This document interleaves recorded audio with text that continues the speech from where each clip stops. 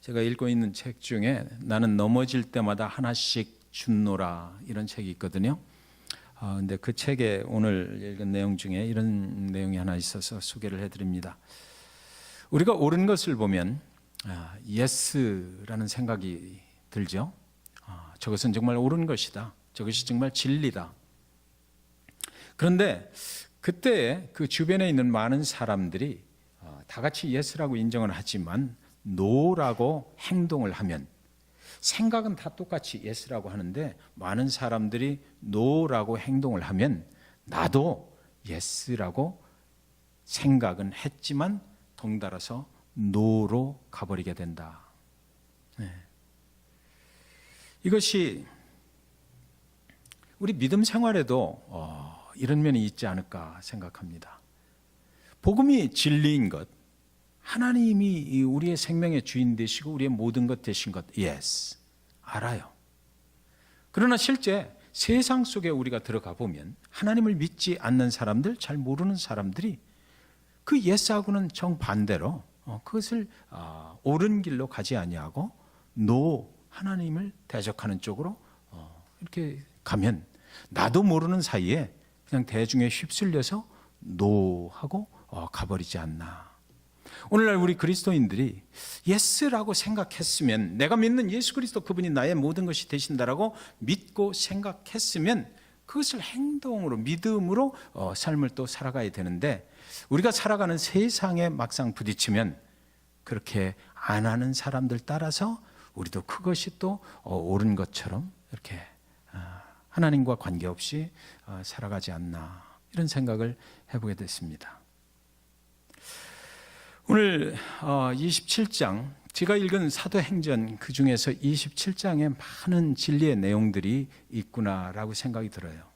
그래서 먼저 주일에는 27장 12절부터 우리가 그 유라굴로 광풍에 대해서 우리가 한번 상고해 보았는데, 오늘은 그 전에 1절부터 11절까지 말씀을 가지고 그 다음 스크린 한번, 역풍이 불 때라는 제목으로 같이 한번 상고해 보도록 하겠습니다. 우리가 인생을 살다 보면 원치 않았든 원했든 내가 생각했던 방향으로 인생이 흘러가는 것은 아니죠. 예기치 않게 우리는 순풍 같은 인생을 살다가도 어느 날 역풍을 만날 수가 있게 됩니다. 그래서 그때 우리는 어떤 힘으로 일어설 수 있는 것인가? 사도 바울의 인생을 보면 계속해서 정말 그런 결박과 환난 가운데 노출돼서 살아가거든요. 그럼에도 불구하고 그는 계속해서 자기 갈 길을 꾸준히 가요. 역풍이 불든 순풍이 불든 아무 관계없이 자기가 목적했던 곳을 향해서 계속해서 가는 거죠.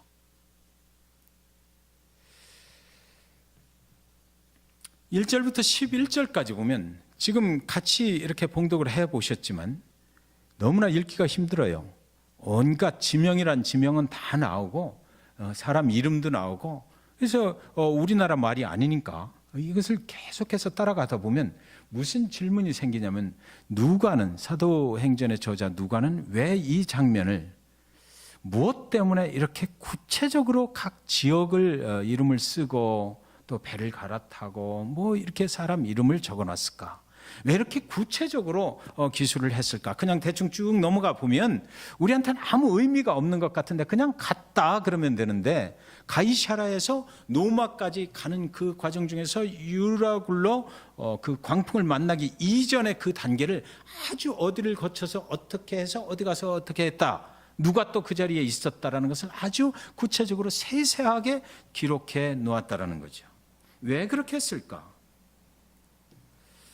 예루살렘에서 결박과 환난, 그리고 노마로 이제 가는 길, 그러나 그 배 안에서 275명의 사람들과의 한 운명의 공동체가 거기 형성이 된 거죠.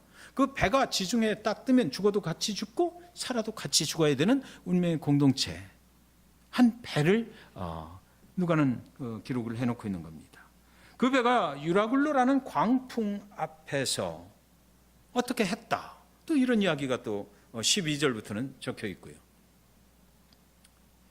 자, 여러분, 지금 로마로 가는 이 과정이 너무나 힘들고 복잡하다라는 것을 말하고 있거든요. 그러면 이런 경우에 그 배 안에 있는 사람들 중에 믿음이 있는 사람이 그 배의 항로를 결정하다든지 그 배 안에 있는 사람들의 어떤 생활을 인도해 간다든지 그 하나님을 믿는 사람이 그 안에 있다. 276명 중에 몇 명이 있다라고 해도 굉장히 사실은 힘든 거죠. 대다수가 하나님을 모르는 사람들과 함께 타고 있기 때문에. 지금 상황은 그런 상황이에요. 신앙의 힘이 발동되기 어려운 환경이 아니겠느냐라는 거죠. 지금 광풍은 바울만 거기서 살아날 수 있는 건 아니죠. 바울만 광풍이 와도 살아날 수 있는 그런 힘을 가진 것은 아니에요. 그 광풍 앞에 모두가 죽음으로 이제 노출이 되어 있는 거예요. 이제 죽게 됐다라는 것이 유라굴로 그 광풍이 오는 순간 모두가 느끼는 것은 그 배 안에 있는 모든 사람 276명은 이제 죽게 됐다라는 것이에요. 아마 지금 이 시점에서 그 어느 때보다도 그 많은 대다수의 사람들, 바울과 바울의 일행을 제외한 하나님을 모르고 살아가는 대다수의 사람들은 그 광풍 앞에서 누구의 말을 가장 주목해서 듣게 된다? 선장과 선주의 말이다라는 것입니다. 믿지 않는 자의 말을 가장 주목할 수밖에 없는 그런 상황이다라는 거죠. 그런데 그 12절부터 쭉 읽어가 보면 그 상황 속에서 세상 사람을 의지하고 가다가 그 다음에 광풍을 만난 후에 하나님이 그 세상 사람들 속에 있는 하나님의 사람 바울을 일으켜 세워버린다는 것이에요. 그러니까 성경은 지금 누가의 기록에 따르면 무엇을 얘기하고자 하냐면 세상과 섞여 사는 그리스도인들이 세상 속에 묻혀 살다가도 어느 날 죽음과 생명을 가르는 그 길에 딱 서게 되면 그때 하나님께서 믿는 자를 그들 중에서 세워서 그 모든 사람들을 구원하시는 그런 길로 인도해 가신다. 그러니까 그리스도인은 그 세상 속에 있을 때 세상을 선택을 하고 세상이 인도하는 대로 가려고 하는 세상 사람들의 무리 속에 섞여 살 때 잘 표시는 안 나지만 그러나 그런 광풍과 같은 위기가 닥쳐왔을 때 하나님의 사람이 일어나서 올바른 길로 인도할 수 있게 된다라는 거죠. 네. 저와 여러분이 지금 세상 속에 묻혀 살지만 예스하고 세상에 나가서 노하고 묶여가는 것 같아도 섞여 살아가는 것 같아도 위기가 닥쳤을 때는 그리스도인들이 일어나게 돼 있다는 거예요. 네. 이 배 안에 있는 모든 사람들의 구세주가 인간 바울이 되는 것처럼 보이는 거죠. 바울 뒤에 계신 하나님, 그분을 이제 바울을 통해서 보게 된다는 것입니다. 한 죄수의 보잘것없는 모습이 지금 나타나고 있어요. 세상적으로 가장 악한 무리들 속에 있는 사람이고 세상적으로 말을 해서는 안 되는 사람이고 하나님의 사람이니까. 여러분, 다른 사람들은 약해도 법에 저촉되지 않았지만 바울은 법에 저촉이 되어 법적으로 공식적으로 죄인의 낙인이 찍힌 사람. 바울은 죄가 없어요. 죄가 없는데도 스스로 죄인이 된 사람이다라는 거죠. 그 사람, 그리스도인, 그 세상 속에 묻혀 살다가 위기가 왔을 때 세상 앞에 하나님께서 들어세운다. 저와 여러분이 살아가는 가정, 저와 여러분이 살아가는 교회, 살아가는 잭슨빌, 살아가는 나라, 국가, 장로님 대한민국을 위해서 열심히 기도하시는데 그리스도인들이 하나님이 그 위기 중에 세우신다라는 거예요. 그래서 하나님이 원하시는 대로 그 세상을 인도해 가신다라는 거죠. 평소에는 아무 힘이 없는 것 같고 죄인인 것 같고 연약하지만 그러나 그리스도인에게는 그런 힘이 있다라는 것입니다.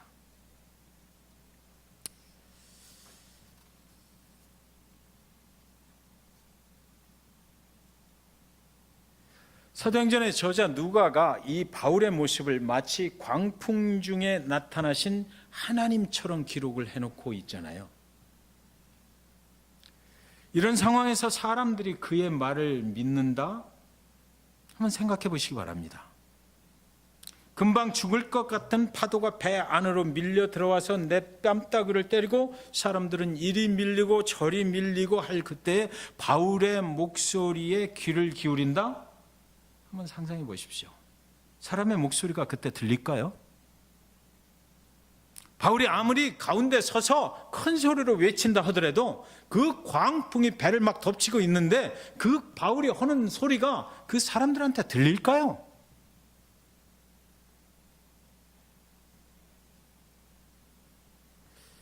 그가 아무리 담대하게 외친다 해도 그 소리가 아마 잘 들리지 않았을 것 같아요.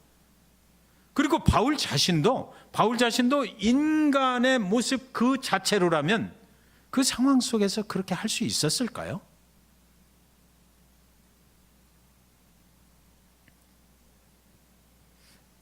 하나님 그러면 우리는 이해가 돼요. 내가 믿는 하나님, 그리고 내가 신뢰하고 내가 의지하는 그 하나님, 그분이 그날 그 광풍 앞에 선 그 배 안에 있는 276명 앞에 서셨다라고 밖에는 이 상황을 설명할 길이 없습니다. 우리가 평소에 이렇게 믿고 살아가는, 신뢰하고 의지하는 그 하나님, 그분께서 그 위기 상황 가운데 한 사람을 세우시고 그 뒤에서 그 모든 것들을 조정하시고 그 바울의 입에서 나오는 말을 다른 사람들이 알아들었게 만들었다라고 밖에는 설명할 길이 없어요. 그 광풍 속에서 그 인간의 소리가 들렸겠느냐고요. 뭔가 제가 뭐라고 그러는데 하고 철썩하고 파도가 치고 뭔가 그러는 것 같은데 철썩하고 그러는데도 그 영혼들 속으로, 심령들 속으로 그 바울의 말이, 내가 어제 저녁에 밤에 하나님의 사자가 나한테 나타나서 너희는 안심하라, 죽지 않는다. 왜? 내가 노마로 가야 되기 때문에 라고 하는 소리로 들렸다 이거죠.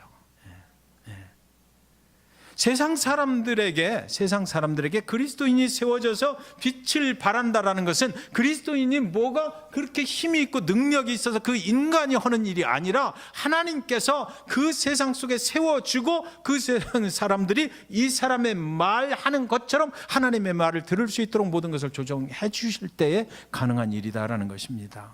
네. 그것은 하나님이 하시는 일이었어요. 바울이 말하는 소리가 그 상황 속에서 사람들의 귀에 들린다는 것이 우리 인간의 생각으로는 이해가 되지 않죠. 그러나 들렸다라는 거죠. 그러나 들렸다. 그 순간에 저 사람은 정말 하나님의 사람이구나라고 사람들이 느끼게 만들어줬다라는 거예요. 그러니까 제가 아무리 나는 하나님의 사람이야, 나는 정말 진실한 그리스도인이야 라고 얘기해도 하나님이 뒤에서 나를 사용하시지 아니하면 세상에 먹혀들 리가 없다라는 거예요. 나는 아무리 믿음이 좋은 사람이야 라고, 나는 예수 그리스도의 능력으로 사는 사람이야 라고 제가 아무리 세상에 나가서 내 자신을 이야기를 해도 하나님께서 나를 사용하시지 않고 나와 함께 하시지 아니하면 아무것도 아니다. 그러니까 바울과 하나님과의 관계가 얼마나 돈독했는지 하나님이 그 상황 속에서 바울을 쓰시려고 작정을 하시고 계획을 하셔서 로마까지 보내시고 있는 과정 중에서 하나님이 그를 사용하셨다라고 밖에는 얘기할 수 없다라는 거죠. 저와 여러분이 아무리 내가 믿음이 좋다 그래도 하나님 보시기에 좋지 않으면 하나님이 사용하실 수 없다라는 거예요. 세상에 나가서 우리가 빛과 소금의 역할을 감당한다? 아무리 내가 나가서 내 능력으로 하려고 그래도 우리는 할 수 없다. 하나님이 나의 모습을 보시고 내가 너를 사용해야 되겠다라고 하실 때 그것이 가능해진다라는 거죠. 세상 사람들의 생각을 바꿔주시고 제 말에 귀를 기울여라 라고 그 영혼을 하나님의 성령께서 터치해 주셔야만 그들이 듣는다라는 것입니다. 27장 1절에 여기 보면 우리가 배를 타고 이달리아에 가기로 작정되매 바울과 다른 죄수 몇 사람을 아구스도 대의 백부장 율리오란 사람에게 맡기니 이래요. 근데 이 사도행전의 역사에 가만히 보면 가끔 가다가 누가가 우리는 이라는 표현을 써요. 계속해서 바울이 하는 행동만 이렇게 이야기를 하다가 우리가라는 말이 나오거든요.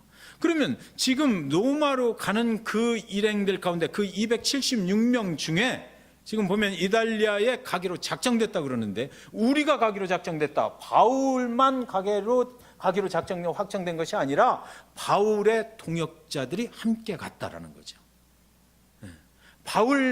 바울과 함께 사역을 하는 사람들, 그 중에 누가가 포함이 됐죠. 사도행전의 저자 누가가 포함이 돼 있고, 그 다음에 여기 보면 바울과 다른 죄수 몇 사람을 아구스도 대의 백부장 율리오라는 사람이 맡기고, 2절에 가면 또 한 사람이 나오는데, 자 여기 일단 이 말씀을 보십시다. 1절 다시 하면요, 배를 타고 이달리아로 가고 확정됐는데 몇 명이 가게 된 거예요. 그러니까 지금 누가가 볼 때는 우리라는 그룹이 한 그룹이 있어요. 그 배 안에 우리라는 바울을 따라서 함께하는 사람들의 그룹이죠. 그런데 누가는 표현하기를 바울과 다른 죄수 몇 사람을 또 한 그룹으로 봤거든요.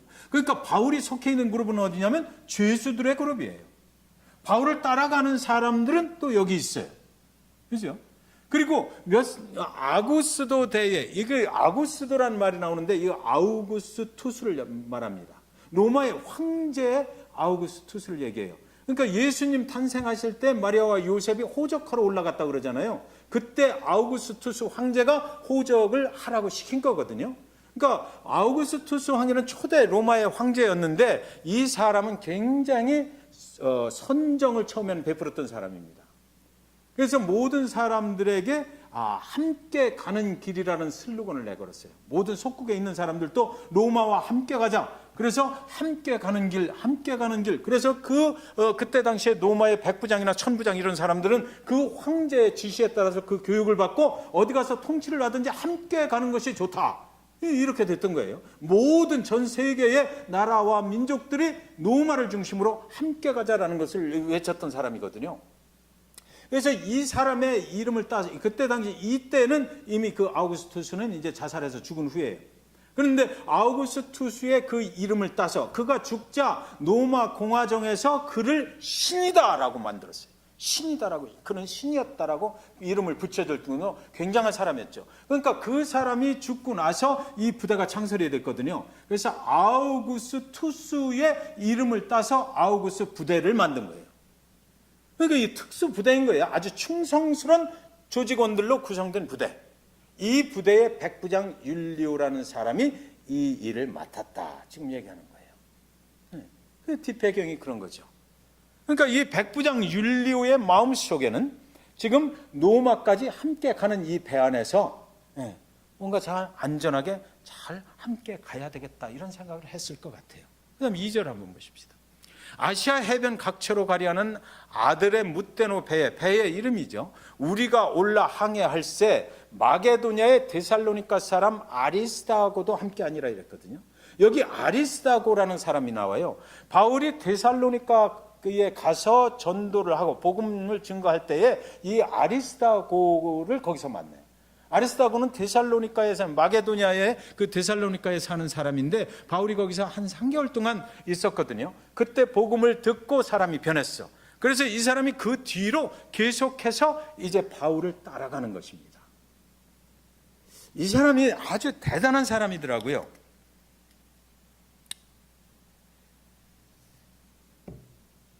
에베소에서 에베소 장로들을 모아놓고 고별 설교를 하고 결박과 환란이 예루살렘에서 너를 기다린다 할 때 다들 가지 말라고 그랬잖아요. 근데 이 사람이 거기를 따라온 거예요. 결박과 환란을 당해도 나는 바울과 함께 하겠다. 가이사랴에서 신문을 당할 때 바울과 함께 있었던 사람이 바로 이 사람입니다. 그러니까 어디를 가도 그 뒤로 자기가 복음을 듣고 그때 결정을 한 거예요. 나는 바울을 쫓아가야 되겠다. 바울과 함께 해야 되겠다. 저 사람이 증거하는 것이 정말 진리구나. 그래서 저 사람과 함께 하면서 내가 죽어도 한이 없다. 저 사람처럼 나도 살아야 되겠다라고 바울이 가는 곳곳마다 계속 같이 갔던 거죠. 여러분 그거 기억하십니까? 에베소에 있을 때 사도 바울이 복음을 증거하기가 힘드니까 두란노 서원을 만들었어요. 그래서 두란노 서원을 만들어 놓고 2년 동안 복음을 증거할 때에 에베소의 아데미 여신상을 만들어서 팔던 사람들, 그 사람들이 폭동을 일으켰죠. 그런 바울이 뭐라고 그랬어요? 사람이 만든 것은 신이 아니다. 이렇게 했거든요. 그러니까 여신상을 만들어서 장사를 잘해서 이득을 보고 살아가던 사람들이 이제 자기들이 망하게 생긴 거예요. 그러니까 폭동을 일으켜요. 그래서 바울을 잡아 죽이려고 합니다. 그때에 그 사람들이 그 큰 그 경기장에 두 사람을 끌고 들어가요. 그런데 데살로니가에서 온 가이오와 아리스다고였습니다. 그 사람들이. 바울이 나중에 그 소식을 듣고 그 원형 경기장으로 뭐 연극장이라고 성경에 되어 있는데 그 2만 5천 명을 수용할 수 있는 큰 경기장이었다고 합니다. 글로 막 쫓아가죠. 쫓아가는데 다행히 그 문 앞에서 서기장, 그 에베소의 서기장이 나와서 가로막죠. 내가 해결할 테니까 바울 당신은 들어갈 필요 없다. 그래서 그 안에 있는 가이오와 아리스다고가 거기서 죽지는 않고 다행히 그 시디의 관리에 의해서 풀려나게 됩니다. 이런 일이 있었어요. 그럼에도 불구하고 이 아리스다고는 바울을 또 쫓아가는 거예요. 그런 죽음을 앞에 그렇게 환란이 있어도 그는 포기하지 않고 바울을 쫓아갔던 거예요.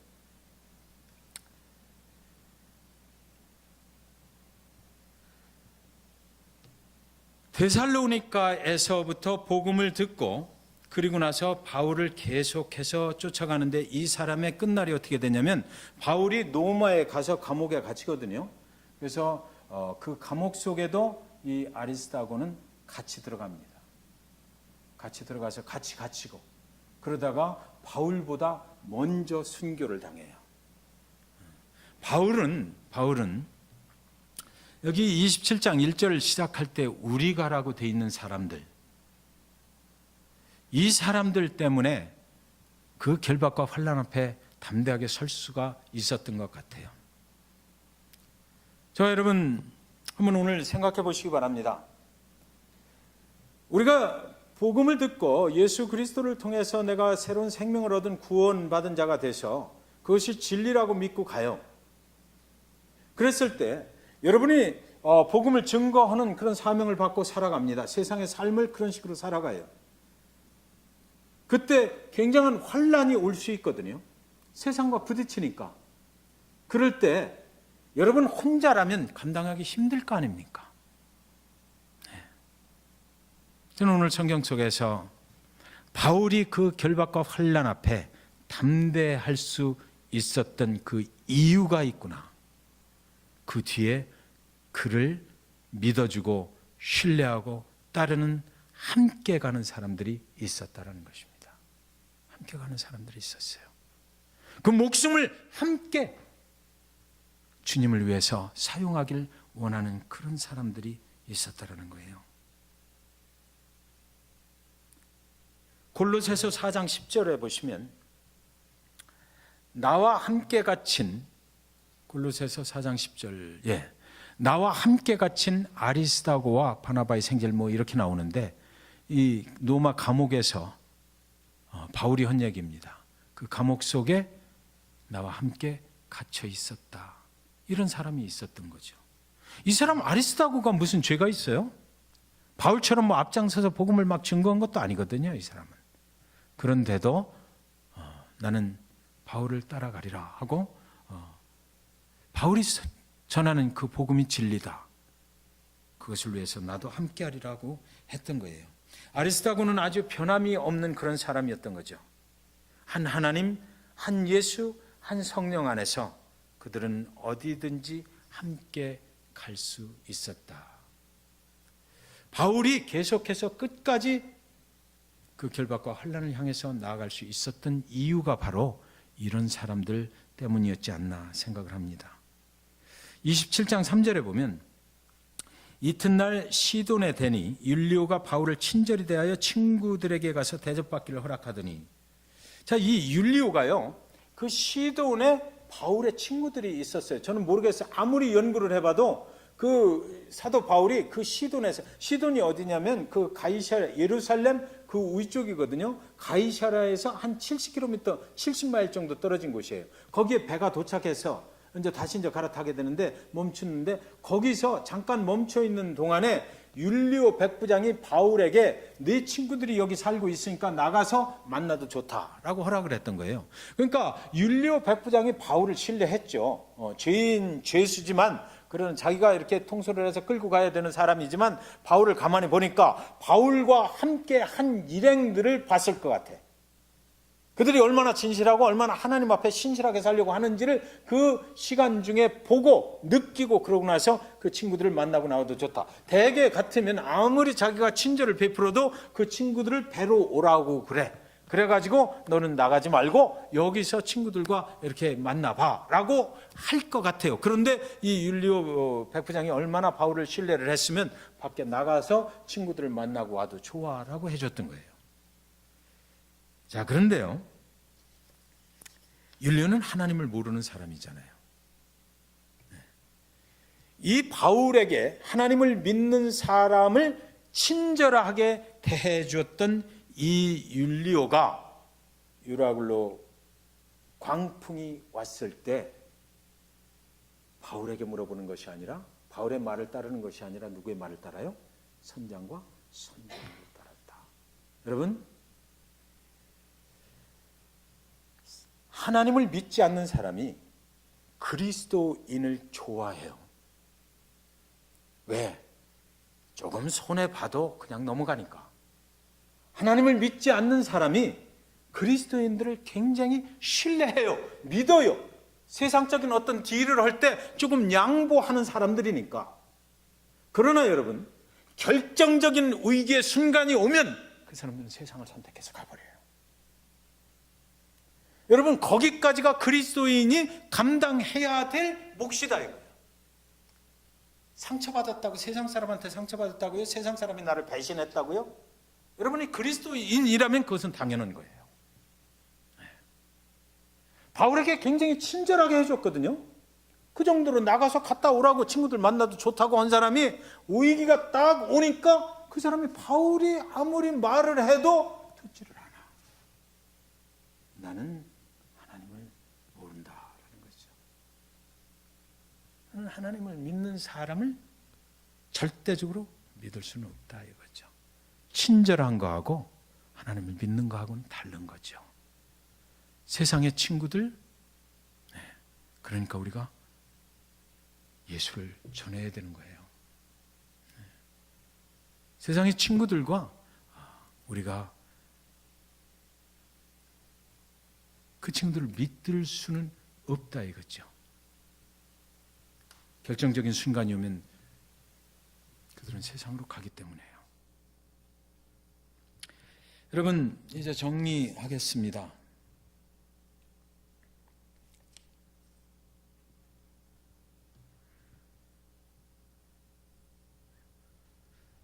바울과 함께하는 사람들이 함께하는 그 이유는 바로 주님 때문이었죠.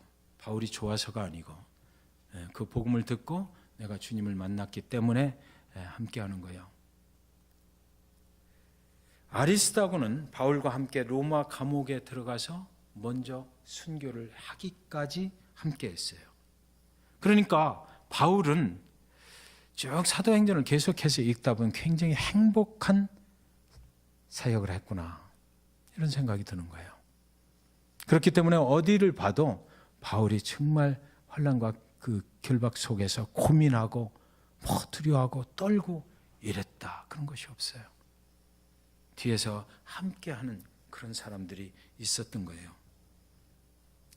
바울의 전도 여행 중에 이렇게 종종 누가가 강조를 하는 부분이 있어요. 어렵고 힘들 때마다 우리는 하고 나와요. 여러분들 시간 되시면 사도행전 다시 한번 보실 때 한번 보셔요. 중간중간에 누가는 의도적으로 그것을 기록을 합니다. 그래서 바울이 앞장서서 가는 길에 그 바울의 복음의 통역자들이 뒷받쳐 주고 있다는 것을 분명히 해줘요. 죽어도 같이 죽을 사람들이 거기 있었던 거예요. 그러니까 바울은 외롭지 않았다는 거죠. 바울은 그 힘에, 기도의 힘에 의해서 동역자들과 함께하는 그 힘을 믿고 끝까지 버티면서 나갈 수가 있었다는 것입니다. 사랑하는 여러분, 지금 여러분은 누구와 함께 하고 계십니까? 누구와 함께 하고 계세요? 정말 복음을 전하는 진실한 복음적인 교회와 함께 하고 계십니까? 우리 교회는 정말 여러분들이 신뢰하고 끝까지 생명을 걸고 따라갈 수 있는 그런 복음이 중심인 교회인가요? 그런 확신이 없으시다면 교회 다른 교회 가셔야 돼요. 그럴 필요 없어요. 그렇잖아요. 우리가 헌금 드리고 기도하고 시간 드리고 이러는데 정말 내가 내 생명을 영원한 천국으로 인도하는, 그래서 매일같이 하나님을 예배하고 하나님의 백성들과 함께 기도하고 함께 정말 담대하게 세상 속에서 복음을 증거하고 이런 교회가 아니라면 다시 한번 생각해 봐야죠. 왜? 정말 복음을 모르는 율리오 같은 사람인지도 모르니까.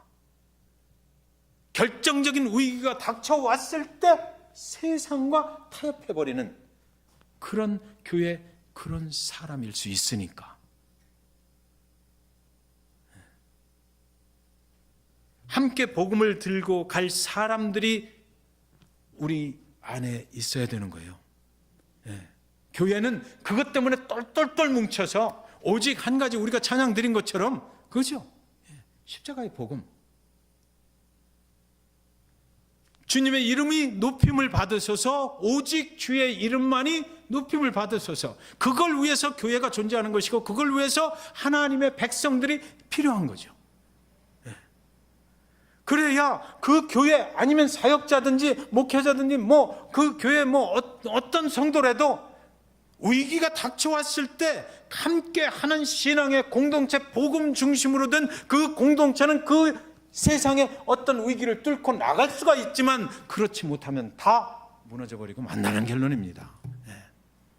우리는 그걸 잘 알아야 돼요. 우리가 생명을 걸어야 될 때 우리가 헌금을 드리고 하나님 앞에 드리잖아요. 그런데 그것이 하나님 중심으로 예수 그리스도의 이름을 높이기 위해서 오직 주님만이 높임을 받고 그 능력으로 살아가기 위한 그곳에 헌신된 인생들이 드리는 것이어야지, 잘못되면 안 되잖아요. 잘못되면 안 되는 거예요. 사명을 가진 사람들이 함께 하는 그런 교회. 바울이 인간적으로 완전해서 따라간 것이 아니죠. 아리스타고 그 사람이. 바울이 만난 그 주님을 자기도 만났기 때문이에요.